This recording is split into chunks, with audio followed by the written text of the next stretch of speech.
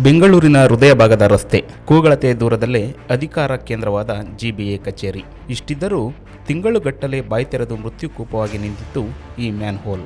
ನಗರದ ಅತ್ಯಂತ ಬಿಜಿ ರಸ್ತೆಗಳಲ್ಲಿ ಒಂದಾದ ವಿಠ್ಠಲ್ ಮಲ್ಯ ರಸ್ತೆಯಲ್ಲಿ ಕಳೆದ ಹಲವು ತಿಂಗಳುಗಳಿಂದ ವಾಹನ ಸವಾರರ ಪಾಲಿಗೆ ಕಂಟಕವಾಗಿದ್ದ ಆ ಮ್ಯಾನ್ಹೋಲ್ಗೆ ಕೊನೆಗೂ ಮುಕ್ತಿ ಸಿಕ್ಕಿದೆ.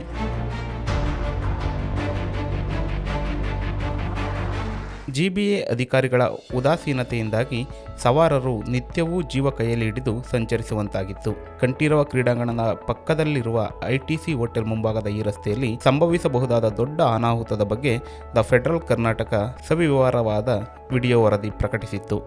ಇಂತಹ ರಸ್ತೆ ಗುಂಡಿಗಳಿಂದ ಮತ್ತಷ್ಟು ಪ್ರಾಣ ಹಾನಿಯಾಗುವ ಮುನ್ನ ಸರ್ಕಾರ ಇಂತಹ ರಸ್ತೆ ಗುಂಡಿಗಳನ್ನು ಮುಚ್ಚಬೇಕು ಅನ್ನೋದು ಸಾರ್ವಜನಿಕರ ಕಳಕಳಿಯಾಗಿದೆ.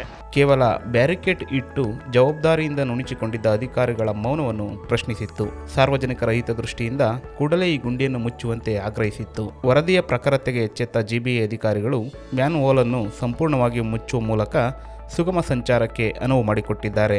ರಿಚ್ಮಂಡ್ ವೃತ್ತದಿಂದ ಶಿವಾಜಿನಗರ, ಶಾಂತಿನಗರ ಮತ್ತು ಎಂಜಿ ರಸ್ತೆಗೆ ಸಂಪರ್ಕ ಕಲ್ಪಿಸುವ ಈ ಮಾರ್ಗದಲ್ಲಿ ನಿರಂತರ ಟ್ರಾಫಿಕ್ ದಟ್ಟಣೆ ಇರುತ್ತದೆ. ರಸ್ತೆಯ ಮಧ್ಯಭಾಗದಲ್ಲೇ ಇದ್ದ ಈ ಅಪಾಯಕಾರಿ ಗುಂಡಿಯಿಂದಾಗಿ ದ್ವಿಚಕ್ರ ವಾಹನ ಸವಾರರು ತೀವ್ರ ಪರದಾಡುತ್ತಿದ್ದರು. ಈಗ ಅಧಿಕಾರಿಗಳು ತ್ವರಿತವಾಗಿ ಕ್ರಮ ಕೈಗೊಂಡಿರುವುದಕ್ಕೆ ಸಾರ್ವಜನಿಕರು ಮತ್ತು ವಾಹನ ಸವಾರರು ಹರ್ಷ ವ್ಯಕ್ತಪಡಿಸಿದ್ದಾರೆ. ಸಾರ್ವಜನಿಕರ ಸಮಸ್ಯೆಗಳಿಗೆ ಧ್ವನಿಯಾಗುವ ಮೂಲಕ ದ ಫೆಡರಲ್ ಕರ್ನಾಟಕ ಮತ್ತೊಮ್ಮೆ ತನ್ನ ಸಾಮಾಜಿಕ ಬದ್ಧತೆಯನ್ನು ಮೆರೆದಿದೆ.